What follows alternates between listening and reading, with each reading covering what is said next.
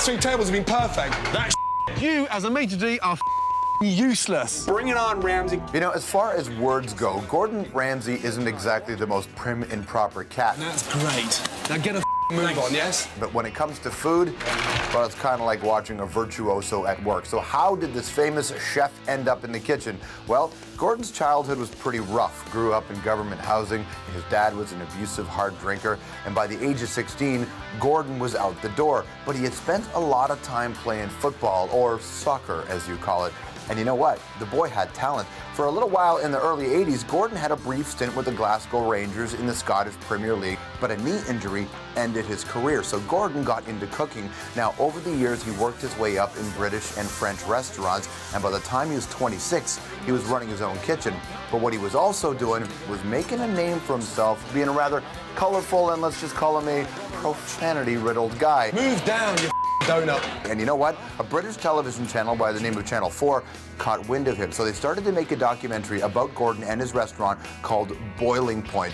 Now, he was obviously a TV star, and that opened the door to a career that started really with kitchen nightmares. I wouldn't even serve that to a pig, you know that. Then there was Hell's Kitchen. What the is that? And his latest, the F word. Lawson, just for 5 minutes, go and pick some strawberries. And naturally, the F stands for food.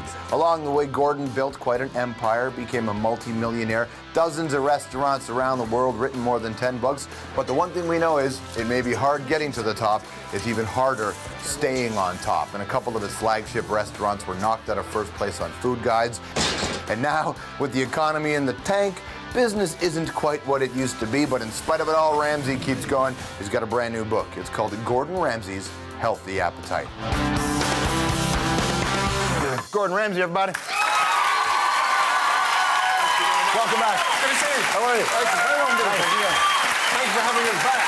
It's a pleasure.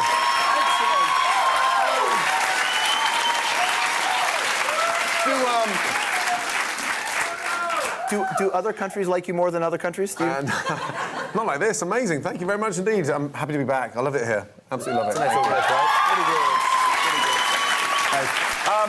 You've got a new book, but I'm going to ask you because I'm going to totally forget. Are you going to ever open a restaurant in Toronto or Canada or anything? Definitely Toronto first. Yeah. Thank you. The rest of the country just went, well, F you, Ramsay. Like, you know. No, I spent a couple of weeks in Whistler last month, which I had the most amazing time. Toronto is a short hop from New York, so yeah, it'd be like London, Glasgow. You know, Toronto, New York, sounds great, so definitely. Do you have plans for that? Are you looking at it? We're looking at 2 sites. I mean, it's an amazing place. It's got to be right. We want to invest in it, as opposed to just doing a consultancy and tiptoeing over it. I want to do it properly, so we get a chance to hang out a little bit more, George. Yeah, sure. Maybe we can go running together. Go running? You mean like a physical activity? No, but we can sort of lose a little bit of weight. And Yeah, you're back at that, eh? Listen, I bring it up a few times, but I'm fine. It's only a polite suggestion. I don't mind. Okay. I don't mind. I recognize this every day in the mirror where I go, what happened? This could have been good. So it could have been. So healthy appetite, but when I was going through this, what I noticed is I think you're using the word healthy than I think the way a lot of people use healthy in books now. Yes. And so what does it mean to you, healthy? You know, I eat like a horse, so I graze all day long, so it's not a diet book. That's the most important part. And I think more than anything, it's a sort of different techniques, different styles, and it's how I eat at weekends with the children. And sort of Monday to Friday in terms of starting to cook dishes Monday, Tuesday and still eating them Thursday, Friday, Saturday. Not just on the back of a global credit crunch, but having that level of respect with humble ingredients and not getting used to flash ingredients like asparagus and strawberries 12 months a year. So it's a nice approach, and it's how I eat. Personally. Does that include a squirrel casserole? Oh, Christ. As Ted Nugent has here. Oh, Jesus Christ. Sad bastard. No, I mean, how can you eat a squirrel? I know, I love squirrels. You can't eat them. Yeah, but I mean, come on. You can't eat squirrels. No, but I mean, they taste them. I mean, it's like eating crocodile or, you know, ostrich. Which no. is, I guess not. No. But I think what you bring up a neat point about eating food when it's in season, 12 months a year. Crucial. We keep thinking that we can have whatever we want, whenever we want, and that's Dangerous. not the best way, right? No, absolutely, definitely. I'm just going back to the Whistler restaurant recently, the Araxi restaurant. Everything was localised within 100 miles. Yeah, all the fruit, the veg, even the fish, and then even the vineyards and the wine served locally within 100 miles of that restaurant was great. And if it's not available, then it's not on the menu, and it's as simple as that. And if that menu has to become smaller and more reduced, then the quality becomes better, because if it's not in season, it shouldn't be on the menu. one thing we've sort of realized is that everything is political, and food is perhaps the most political thing. We know that the health guides and lobby groups play a big part of it. And one thing that you've addressed is supermarkets, and I think people don't fully understand the role a supermarket plays in their food choices. You deal with that quite often. Yeah, I mean, they sort of dominate the local producer, and they make it hard for purveyors to sort of become somewhat artisan. You know, especially in Britain at the moment, we're going through this sort of humbling experience where we're becoming far more concerned with what's happening locally as opposed to globally, and everyone's reverting back to sort of the humble approach to ingredients. Hence the reason why we had the animals in the back garden for the children. I don't think they should walk into the supermarket and see. Have you killed those animals yet? I've killed them and eaten them. You sound like a vegetarian now. No, I'm not a vegetarian. No. You raised these beautiful little pigs, and all I could think about was bacon. And then, but you had your kids. What was that? And the last time you were here, they hadn't died yet, but the pigs are gone. The kids love a full English breakfast, and the pigs were. One was a sort of skinny little runt, and the other one was like a sort of big fat ass and a big mouth. So it was hard to name them, so we just called them Trini and Susanna. Yeah, okay. There's the Gordon Ramsay. Hold on. Yeah, I named. You did? The turkeys were named after Delia, Jamie, and the one with the big breast, Nigella. Really? Yeah. Gee, how did you come up with that? How do I come up with that? But you killed the pigs. Were your kids there? Pigs? No, I didn't take them to the slaughter. Although I did bring back the tail for them, just as a keyring. You're going to pay for that in therapy one day. I know. It's either that. By the time I get back to the UK, the children are going to be vegetarian. God bless them. Normal by 12 again. But I wanted to show them that if you love sausages and you want a full English breakfast and you enjoy, back bacon and ham hock and you love, a good breakfast, then you've really got to know where that comes from. And that was an important message to them. And also, George, it was giving them a sense of responsibility because they clean out the pens, they massage their skin with baby oil in the summer, in order to protect their skin, and they got a purpose from it as opposed to taking things for granted. And they respected them in a way that they became not friendly with them, but they respected why we rear animals in the back garden. So it didn't go down well with the neighbours in the middle of the summer with a stench of shit smell everywhere. So, it was a bit off-putting. Do your kids watch your TV shows? No, I mean, normally, for obvious reasons, they sort of go out at 9:01. Yeah. Sort of, you've got a Morse code taking place for the first 59 minutes, bleep, bleep, bleep, bleep, and then they catch a sort of tail end of it, maybe on a repeat. Or sometimes I come back and I watch them sneak in, and they're like in the cinema, and they're like, we're just watching the F Word to see where Trini and Susanna were. Yeah. And they're not. They're watching Kitchen Nightmares, or they're watching, Little Britain USA. And the TV thing is obviously it continues to go. And you'd mentioned the ready to eat stuff. You got offered. I heard you were offered anyway, like a branding, a chance to put your name on the product, but you pissed off the supermarket guy.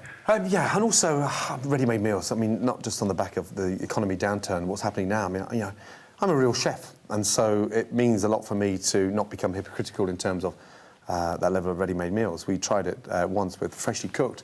We have a production kitchen which we service the sort of plain food and the pubs and the gastropubs. But it's too important, I think, really, in a way that I stand strong for what I believe, and if it's not locally produced and in season, then it shouldn't be on the menu, and that should apply to a lot of restaurants. What happened when you turned them down? There's a few sort of F words flying here everywhere, but I don't mean to sound facetious, but it wasn't about the money. It was about the principle, and that's what we stand for, I think, really, which is crucial. What do you do, man? I mean, your last year has been. Everybody's been hit by the financial market and all that. Yeah. But your private life started to be tabloid. Everything got weird. Well, how do you deal with that? It's hard, really, when you've got that invasion of the sort of fabricated checkbook journalism that takes place with that fascination in the UK. I mean, it's hard because, obviously, for legal reasons, we can't go into it. But at the same time, you've got to weather the storm. Yeah. That's when you take the kids to school, and that one morning a week, and there's 30 photographers outside with sort of, step ladders, and they're in the back garden, and all the trash is going through. And, at the end of the day, I've got a right to a private life like anyone, and more importantly, I get frustrated when there's exaggerated stories that get enhanced by open checks to sort of cane you, and it's hard. But I suppose whatever happens in the UK just instantly goes hits New York, and then it hits Australia, and then someone else mentions something in Australia, and then it goes off to Amsterdam, and then it goes to Cape Town, and wherever we've got restaurants, there seems to be a following. You gotta do what I do, man. I just plant false stuff in the garbage. I just put all kinds of bullshitty stuff in the garbage, and you never know what happens. Serious.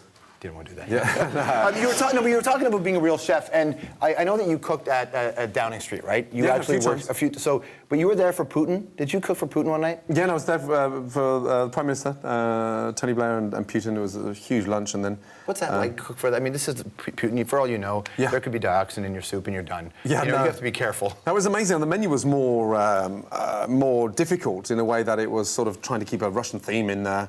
And then it was hard because it was also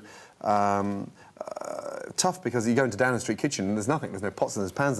There's no rubber gloves. There's no It's frying like a model pans. home. It's totally nothing. Absolutely nothing. So you've got to bring everything, and you're like lumbering this stuff through. And then you've got the sort of corporate sort of hospitality of Downing Street. It's very stiff, and all the butlers there, you know, they sort of starch their wife fronts. Do you know what I mean? It's like that stiff, and so you can never tell anyone to in Downing Street, which is hard.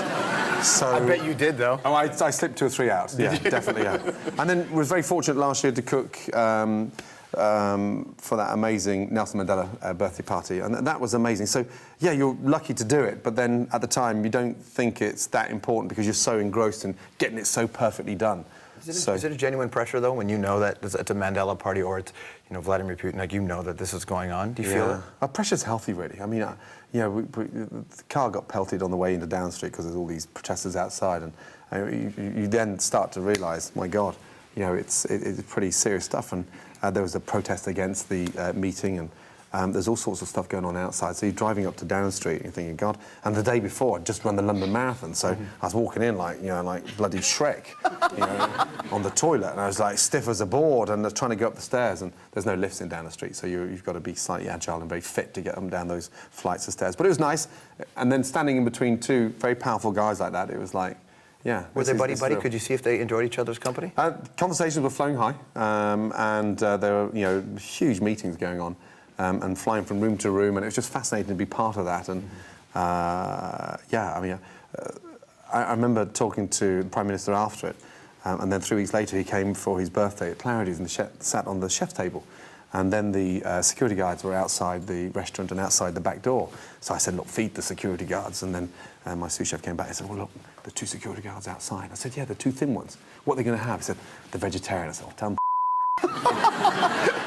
Stick around. We got more with Gordon Ramsay. When we come back, we'll play 220. We'll see how he handles that. Ramsay when the hour returns.